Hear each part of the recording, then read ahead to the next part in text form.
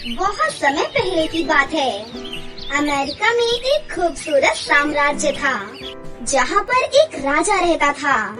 राजा अपने राजकाज से बहुत खुश था। वो प्रजा में बहुत ही मशहूर था। सभी लोग राजा को बहुत प्यार करते थे। लेकिन एक बात उसके खुशनुमा मिजाज को खराब कर देती थी कि वो अपनी बेटी रपुंजल के लायक राजकुमार कैसे ढूंढे। राजकुमारी रपुंजल अपनी खूबसूरती के लिए बहुत मशहूर थी। उसकी हिरनी जैसी आँखें, उसकी खिलखिलाती हंसी, ऐसे जैसे मानो सभी कलियां खिल गई हो। वो जितनी खूबसूरत थी उतनी ही समझदार भी थी। रपुंजल को कविताएं लिखने का बहुत शौक था। बड़े से बड़े कवियों की कविताएं उससे बेहतर कोई भी नहीं बोल सकता था। रपुंजल, मेरी बेटी, तुम बहुत ही गुणवान हो। मैं तुम्हारे लायक राजकुमार कहाँ से ढूंढ कर लाऊंगा, ये सोचकर मेरा दिल बैठ जाता है बेटी। पिताजी, आप चिंता मत करिए। ऊपर वाले ने जरूर मेरे लिए किसी खास इंसान को बनाया होगा। बस मुझे उसे ढूंढने की देरी है। आखिर वो खास इंसान कहाँ मिलेगा मेरे मर जाने के बाद? पिताजी, आप ऐसी बातें क्यों कर रही हैं? ठीक है, मैं आपकी बात मानने के लिए तैयार हूँ, पर मेरी एक शर्त है। अगले दिन राजा ने सभा बुलाई, जिसमें दूर दूर से लोग रपुंजल से विवाह करने की इच्छा से आए थे। लेकिन उस सभा में रपुंजल खुद नहीं आई, बल्कि उसका मंत्री एक पत्र लेकर आया। सुनो सुनो सुनो, जो कोई भी नीला गुलाब ढूंढ कर ले आएगा, राजकुमारी रपुंजल उसी से विवाह करेंगी। ये सुनकर सभा में उपस्थित सभी लोग चौंक गए। कुछ लोगों को लगा कि राजकुमारी रपुंजल की शर्त बहुत ही अजीब है, क्योंकि नीला गुलाब मिलना असंभव है। वहीं उनमें से कुछ लोगों ने इस शर्त को पूरा करने की कोशिश की और नीले गुलाब की तलाश में निकल गए। उन्हीं में से एक राजकुमार था, जिसका नाम भैरव था। वो शर्त को पूरा करने के लिए राज्य की सबसे बड़ी फूल की दुकान में गया और उसने दुकानदार से बोला, मुझे एक नीला गुलाब चाहिए, जिसकी कीमत चाहे कुछ भी हो। माफ कीजिएगा, मेरे पास नीला गुलाब नहीं है और न ही मैंने आज तक नीले गुलाब को कभी भी देखा है। मेरे पास बाकी सभी रंगों के गुलाब हैं, लाल, सफेद, हरे, पीले, सब। आपको इसमें से कोई भी चाहिए तो आप ले सकते हैं। नहीं, मुझे नीला गुलाब ही चाहिए और वो मुझे हर हाल में चाहिए। तुम कहीं से भी लेकर आओ, मुझे 2 दिन के अंदर ही वो गुलाब चाहिए। मैं फिर आऊंगा और अगर मुझे नीला गुलाब नहीं मिला तो मैं तुम्हें जेल में बंद करवा दूंगा। ये सुनकर वो दुकानदार बहुत ही ज्यादा डर गया। उसे कुछ भी समझ ही नहीं आ रहा था कि आखिर नीला गुलाब वो कहाँ से लेकर आए। तभी उसके दिमाग में एक बढ़िया तरकीब आई और फिर उसने सफेद गुलाब को नीले रंग में रंग दिया। 2 दिन बाद जब राजकुमार भैरव गुलाब लेने दुकान पर आया, तो उस दुकानदार ने बड़े ही गर्व से उसके सामने वो नीला गुलाब रख दिया। ये हुई ना बात, बहुत खूब। और फिर राजकुमार भैरव उस गुलाब को लेकर राजकुमारी रपुंजल के पास आता है। फिर राजकुमारी उस गुलाब को उठाकर देखने लगती है। नहीं, ये तो सफेद गुलाब है। इसे किसी बहुत ही जहरीले डाई में डुबाकर नीला किया गया है। अगर कोई प्यारी सी तितली इस गुलाब पर बैठी तो वो मर जाएगी। वापस रख लो इसे। मुझे डाई किए हुए गुलाब नहीं चाहिए और ना ही झूठ बोलने वाला पति। दफा हो जाओ यहाँ से। राजकुमार भैरव ने शर्म से अपना सर नीचे झुकाया और महल से चला गया। और भी बहुत सारे लोगों ने भी नीले गुलाब के लिए बहुत सारे हथकंडे अपनाए और कुछ लोग तो दुनिया के दूसरे कोने तक उसकी तलाश में निकल गए। तो कुछ लोगों ने जादूगरों और ज्योतिषों की मदद ली। आखिरकार सभी लोग नीला गुलाब ढूंढने में असफल रहे। आखिरकार जब कोई भी नीला गुलाब नहीं ढूंढ पाया, तब एक जोहरी ने खूबसूरत नीलम से गुलाब बनाया और हाथ में लेकर राजकुमारी रपुंजल के पास गया। राजकुमारी, मैं आपके लिए ये नीला गुलाब लेकर आया हूँ। और फिर राजकुमारी उस कीमती गुलाब को अपने हाथ में उठाकर देखने लगी। देखिए, ये तो गुलाब है ही नहीं, ये तो नीलम है। मुझे कीमती चीजों की कोई जरूरत नहीं है, निकल जाओ यहाँ से। वो जोहरी शर्मिंदा होकर सर झुकाए वहाँ से वापस आ जाता है। कई महीने बीत जाते हैं और अब कोई भी नीला गुलाब ढूंढने की कोशिश नहीं करता है। एक बार राजकुमारी रपुंजल जंगलों में घूम रही थी, लेकिन घूमते घूमते वो जंगलों में काफी दूर चली जाती है। तभी उसे अचानक से शेर की दहाड़ने की आवाज सुनाई देती है। हे ऊपर वाले, ये तो शेर की आवाज है, अब मैं क्या करूं? रपुंजल कुछ सोच पाती कि तभी शेर उसके सामने आ जाता है और रपुंजल बहुत डर जाती है और वो भागने लगती है। तभी अचानक वो किसी युवक से टकरा जाती है। फिर वो युवक आंखें बंद करके कोई मंत्र पढ़ता है। शांत हो जाओ जंगल के राजा, वापस चले जाओ, वापस जाओ। उस युवक के इतना बोलते ही शेर बिल्कुल शांत होकर वहाँ से वापस चला जाता है। ये देखकर रपुंजल को बहुत ही आश्चर्य होता है और वो बोलती है, तुम कौन हो? तुम हमारे राज्य के तो नहीं मालूम होते और तुमने शेर को कैसे सम्मोहित किया? तुम्हारी बात सुनकर शेर वापस कैसे चला गया? वो युवक रपुंजल की तरफ देखते हुए मुस्कुराकर बोलता है, मैं ढोलकपुर का राजकुमार इंद्र हूँ और मैं यहाँ अपने नीले गुलाब को लेने आया हूँ। नीला गुलाब? आप नीला गुलाब क्यों ढूंढ रहे हैं? मैंने सुना है कि इस राज्य की राजकुमारी को जो कोई भी नीला गुलाब ढूंढ कर देगा, वो उसी से विवाह करेंगी। तो बस फिर क्या था, मैं भी आ गया अपनी किस्मत आजमाने। तो फिर क्या लगता है आपको, आप नीला गुलाब ढूंढने में सफल होंगे या नहीं?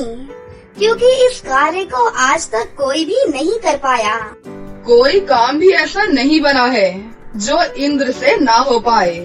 वाह, क्या बात है, बातें तो बड़ी अच्छी कर लेते हो। देखते हैं नीला गुलाब आप ढूंढ पाते हैं या नहीं। अजी, नीला गुलाब तो मेरे सामने ही खड़ी है। ये आपकी नीली नीली आंखें, गुलाबी गाल, आप तो अपने आप में खुद ही नीली गुलाब हो। आपसे बढ़कर कोई गुलाब हो ही नहीं सकता। आप ही हो नीला गुलाब। ये सुनकर राजकुमारी रपुंजल बहुत खुश होती है और उस युवक को अपने साथ अपने महल में लेकर आती है और अपने पिता को वो सारी बातें बता देती हैं। इंद्र बेटे, शर्त के मुताबिक तुमने नीला गुलाब ढूंढा है, क्योंकि मेरी बेटी ने प्रण लिया था, जो उसे नीला गुलाब ढूंढ कर देगा, उसी से उसका विवाह होगा। और आज तक इस पहेली को कोई भी सुलझा नहीं पाया, लेकिन तुमने उसे देखते ही पहचान लिया। ये तो बहुत खुशी की बात है महाराज। रपुंजल से विवाह करना मेरा सौभाग्य होगा, मुझे कोई ऐतराज नहीं है। और फिर बहुत ही धूमधाम से राजकुमारी रपुंजल और राजकुमार इंद्र का विवाह हो जाता है और वो दोनों हंसी खुशी से अपनी जिंदगी जीने लगते हैं। बहुत समय पहले की बात है। माता पिता की किसी एक्सीडेंट में मृत्यु हो जाने के बाद तनुजा अपने चाचा चाची के साथ रहती थी।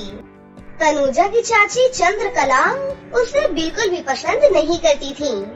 वो उससे एक नौकरानी की तरह पूरा दिन भर घर का सारा काम करवाया करती थी। वहीं दूसरी तरफ चाची की बेटी स्वीटी सारा दिन आईने के सामने बैठकर सिर्फ मेकअप किया करती थी।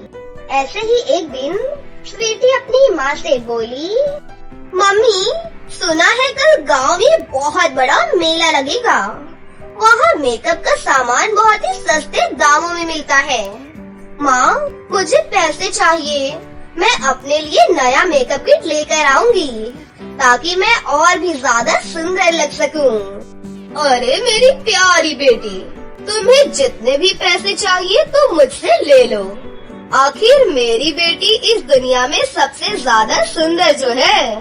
देखना, तुम्हारी शादी जरूर एक राजकुमार से होगी। तभी पास में खड़ी तनुजा उनसे बोली, चाची जी, मुझे भी मेकअप किट खरीदना है, मुझे भी कुछ पैसे दे दीजिए।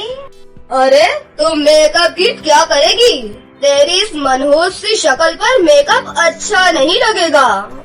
आईने में कभी शक्ल देखी है? एकदम कोयला लगती है, कोयला। अरे तुझे मेकअप करने का इतना ही शौक है तो एक काम कर, अपने चेहरे पर रात को सोते समय गोबर लगा ले, फिर देखना सुबह में तेरे चेहरे में क्या निखार आ जाएगा। आई बड़ी मेकअप करने वाली। आप दोनों मेरे साथ ही इस तरह ऐसा बर्ताव क्यों करती हो? आखिर मेरा भी मन करता है सजने संवरने का। ज्यादा बकवास मत कर। तेरी ये मनहूस सी शक्ल देखकर तुझे कोई लड़का पसंद ही नहीं करेगा। चुपचाप नौकरानी की तरह घर का सारा काम किया कर, वरना तुझे मैं घर से बाहर निकाल दूंगी, समझी? ऐसा कहते हुए चंद्रकला और उसकी बेटी स्वीटी तनुजा का मजाक उड़ाने लगी। उनकी कई बातों से दुखी होकर तनुजा अपने कमरे में चली गई। उस घर में सिर्फ उसके चाचा सुजीत ही तनुजा से अपनी बेटी की तरह प्यार करते थे, लेकिन वो अपनी पत्नी चंद्रकला के स्वभाव से अच्छे से परिचित थे। घर में लड़ाई झगड़ा न हो, इस वजह से वो कुछ भी नहीं बोलते थे। ऐसे ही दिन बीत रहे थे। एक दिन तनुजा अपनी चाची चंद्रकला के तानों से दुखी होकर रोते हुए जंगल की ओर चल पड़ी। तभी उसे वहाँ पर एक पेड़ दिखाई दिया और वो उस पेड़ के नीचे बैठ गई और बोली, काश मेरे माता पिता आज जिंदा होते तो मेरी इस तरह डॉक्टरों जैसी हालत नहीं होती। आप दोनों मुझे छोड़कर क्यों चले गए? अगर आपने मुझे भी अपने पास बुला लिया होता तो कितना अच्छा होता। मैं तंग आ चुकी हूँ इन सब चीजों से, अब मुझसे और सहा नहीं जाता। भगवान जी, आप सुन रहे हैं ना? आप कुछ करते क्यों नहीं हैं? तभी उसने वहाँ पर दो लकड़हारों को देखा। वो दोनों लकड़हारे एक बड़े से पेड़ को काटने जा रहे थे। ये देखते ही तनुजा दौड़ते हुए उनके पास गई और उनसे बोली, रुक जाओ, तुम इस गांव के तो नहीं लगते, तो तुम हमारे जंगल में क्या कर रही हो? और ये हरे भरे पेड़ को काटना अच्छी बात नहीं होती है। ए लड़की, तेरी हिम्मत कैसे हुई हमें रोकने की? हट जा हमारे रास्ते से, नहीं तो अच्छा नहीं होगा। हम लोग यहाँ से रोजाना पेड़ काट कर ले जाते हैं, समझी? चल निकल यहाँ से। नहीं, मैं नहीं हटूंगी। अच्छा होगा कि तुम दोनों यहाँ से चले जाओ। हट जा लड़की, और हमें हमारा काम करने दे। लगता है तुम दोनों ऐसे नहीं मानोगे। मैं अभी शोर मचाकर गांव वालों को इकट्ठा कर लेती हूँ।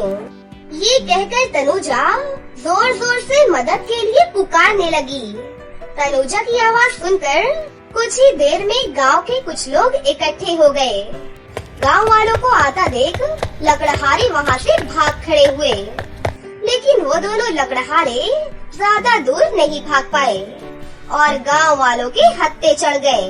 फिर गांव वालों ने मिलकर उन दोनों की खूब धुलाई की। इधर तनुजा कुछ देर पेड़ के नीचे बैठने के बाद वहाँ से जाने लगी।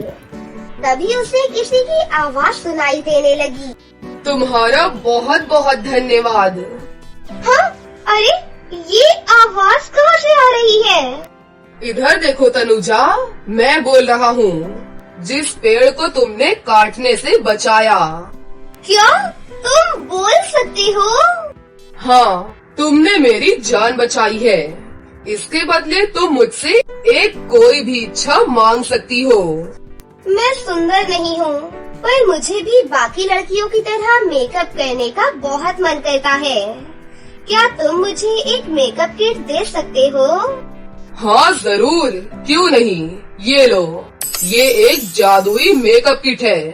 इसे लगाते ही तुम बहुत ही सुंदर दिखने लगोगी। क्या सच में? तुम्हारा बहुत बहुत धन्यवाद। ये कहते हुए तनुजा ने खुशी से उस पेड़ को गले से लगा लिया। तभी वो पेड़ एक सुंदर से राजकुमार में बदल गया। ये देख तनुजा हक्की बक्की रह गई। तभी वो राजकुमार बोला, डरो नहीं मुझसे तनुजा। दरअसल मैं पड़ोसी राज्य का एक राजकुमार था। मैंने अपने घमंड के कारण एक तपस्वी मुनि का अपमान किया था। फिर मुनि ने क्रोध में आकर मुझे श्राप दे दिया। तभी से मैं एक पेड़ में बदल गया। उन्होंने ये भी कहा था कि अगर कोई नेक लड़की आकर तुम्हारी मदद करेगी और तुम्हें गले से लगाएगी तो तुम्हारा श्राप टूट जाएगा और फिर से तुम एक इंसान बन जाओगे। तनुजा, आज मुझे तुम्हारी वजह से ही दोबारा अपना असली रूप मिल पाया है। चलो तुम मेरे साथ मेरे महल चलो। राजकुमार के बार बार कहने पर तनुजा उसके साथ महल चलने के लिए तैयार हो गई। महल पहुंचते ही तनुजा को अपनी आंखों पर विश्वास ही नहीं हो रहा था। उसे लग रहा था कि कहीं वो कोई सपना तो नहीं देख रही। राजकुमार ने तनुजा को रहने के लिए एक बहुत बड़ा सा कमरा दिया। साथ ही जादुई मेकअप किट लगाने से तनुजा बहुत ही सुंदर दिखने लगी। इधर जब ये बात उसकी चाची चंद्रकला और उसकी बेटी स्वीटी को पता चली तो वो दोनों जल उठी। फिर वो दोनों तनुजा को लेने के लिए महल पहुंची। क्यों रे, तेरी हिम्मत कैसे हुई इस महल में रहने की? जल्दी से घर चल, नहीं तो मार मार के तेरा भरता बना दूंगी। इस महल में रहने का हक सिर्फ मेरी बेटी का है। यहाँ तेरे जैसी नौकरानी की कोई जगह नहीं है। हाँ माँ, इसकी हिम्मत तो देखो, नौकरानी चली महल की महारानी बनने। इतने में वहाँ पर राजकुमार आ गया और बोला, तुम दोनों लालची माँ बेटी, तुमसे तनुजा की खुशी देखी नहीं जाती। तुम दोनों यहाँ से चली जाओ, नहीं तो मैं अपने सैनिकों से कहकर तुम्हें जेल में डलवा दूंगा। जेल में डालने की बात सुनकर दोनों माँ बेटी बहुत घबरा गयीं और जल्दी से वहाँ रफू चक्कर हो गयी। इधर जादुई मेकअप किट इस्तेमाल करके तनुजा धीरे धीरे और भी ज्यादा सुंदर दिखने लगी। फिर एक दिन राजकुमार ने तनुजा से अपने दिल की बात कही और उसके सामने शादी का प्रस्ताव रखा। तनुजा ने राजकुमार का प्रस्ताव स्वीकार कर लिया। फिर धूमधाम से तनुजा की राजकुमार के साथ शादी हो गई और वो उस राज्य की महारानी बन गई। फिर तनुजा खुशी खुशी अपने सपनों के राजकुमार के साथ रहने लगी। बहुत समय पहले की बात है। रूस के किसी राज्य में जैस्मिन नाम की एक राजकुमारी रहा करती थी। राजकुमारी जैस्मिन अपने माता पिता की एक लौती संतान थी। इसीलिए जैस्मिन के पिता के बाद उसको ही राज्य की रानी बनाने का फैसला किया जाता है। लेकिन वहाँ का मंत्री जैक्सन राजा बनना चाहता था। इस वजह से वो जैस्मिन से बहुत नफरत करता था। वो किसी भी तरह जैस्मिन को अपने रास्ते से हटाना चाहता था। तभी कुछ दिनों बाद अचानक जैस्मिन के पिताजी की मृत्यु हो जाती है, जिस वजह से जैस्मिन को वहाँ की रानी बना दिया जाता है। रानी बनते ही जैस्मिन राज्य को बिल्कुल व्यवस्थित तरीके से चलाने लगती है। दूसरी तरफ रानी जैस्मिन लालची मंत्री और सैनिकों को जेल में बंद करवा देती है। ये सब देखकर जैक्सन को अपनी फिक्र होने लगती है और वो सोचता है, अगर मैंने जल्द ही उस जैस्मिन की बच्ची को कुछ नहीं किया तो एक दिन ये मुझे भी पकड़कर जेल में बंद कर देगी। मुझे जल्दी से इसका कोई न कोई बंदोबस्त करना ही होगा। फिर एक दिन जैक्सन जंगल के रास्ते से कहीं पर जा रहा था कि तभी उसकी नजर स्कारलेट नाम की एक लड़की पर पड़ती है जो वहाँ पर शिकार कर रही थी। स्कारलेट को देखकर जैक्सन बिल्कुल चौंक जाता है, क्योंकि स्कारलेट का कद काठी और रंग रूप दिखने में बिल्कुल जैस्मिन की तरह ही था। ये लड़की तो हूबहू जैस्मिन के जैसी लगती है। मैं इस लड़की के जरिए पूरे महल पर कब्जा कर सकता हूँ। उसके बाद जैक्सन स्कारलेट के पास पहुंच जाता है। सुनो लड़की, अगर तुम मेरी एक बात मानोगी और जैसा मैं कहूँगा वैसा करोगी तो मैं तुम्हें रोजाना 200 सोने के सिक्के दूंगा। क्या कहा तुमने? तुम मुझे रोज सोने के 200 सिक्के दोगे? इतने सारे सोने के सिक्के तो मैंने अपनी पूरी जिंदगी में एक साथ कभी भी नहीं देखे। मुझे तुम्हारी सारी शर्तें मंजूर है। कहो मुझे क्या करना होगा? स्कारलेट का लालच देख जैक्सन बहुत खुश हो जाता है। उसके बाद जैक्सन स्कारलेट को सारी बातें समझा देता है। फिर उसी रात जैक्सन चुपके से रानी जैस्मीन के कमरे में जाकर उसे बेहोश कर देता है और महल के चोर रास्ते के जरिए जैस्मीन को जंगल में ले जाता है। उसके बाद जैक्सन और स्कारलेट जैस्मीन को जंगल की एक पुरानी झोपड़ी में कैद कर देते हैं। सुबह होने से पहले हमें महल में पहुंचना होगा ताकि तुम रानी जैस्मीन की जगह ले सको और किसी को भी हम पर शक न हो। फिर वो दोनों महल में पहुंच जाती हैं और स्कारलेट सबकी नजर बचाकर रानी जैस्मीन के कमरे में दाखिल हो जाती है। फिर अगले दिन सुबह होने पर वो जैस्मीन के कपड़े पहनकर दरबार में पहुंच जाती है। स्कारलेट एक बहुत ही चालाक लड़की थी, इसलिए वो बड़ी ही आसानी से लोगों को यकीन दिला देती है कि वही असली रानी जैस्मीन है और किसी को भी उस पर शक भी नहीं होता है। रानी बनने के बाद जैक्सन स्कारलेट के जरिए अपने काले कारनामों को अंजाम देने लगता है और अपने मनमानी तरीके से राज्य को चलाने लगता है और सभी गरीब लोगों को लूटने लगता है। लेकिन दूसरी तरफ धीरे धीरे स्कारलेट के मन में भी लालच आने लगती है और फिर एक दिन ये जैक्सन तो मुझे रोज सिर्फ 200 सोने के सिक्के देता है, लेकिन मेरा इस्तेमाल करके रोज लाखों रुपए घपला कर लेता है। अब मैं इसके हाथ की कठपुतली बनकर नहीं रह सकती, बल्कि इसे ही पकड़कर जेल में बंद करवा देती हूँ। उसके बाद इस राज्य में सिर्फ मेरा ही हुक्म चलेगा। फिर अगले दिन स्कारलेट जैक्सन को भी जेल में बंद करवा देती है। स्कारलेट से मिले इस धोखे से जैक्सन बौखला जाता है, लेकिन वो कुछ भी नहीं कर सकता था। और वहीं दूसरी तरफ जंगल में झोपड़ी के अंदर कैद जैस्मीन बाहर निकलने की बहुत कोशिश करती है, लेकिन जंजीरों से बंधी होने की वजह से वो बेचारी बाहर नहीं निकल पाती। फिर एक दिन जैस्मीन दुखी होकर बहुत रो रही थी कि तभी वहाँ से गुजर रही एक परी उसके रोने की आवाज सुन लेती है। लगता है इस झोपड़ी के अंदर कोई लड़की कैद है, मुझे अंदर जाकर देखना चाहिए।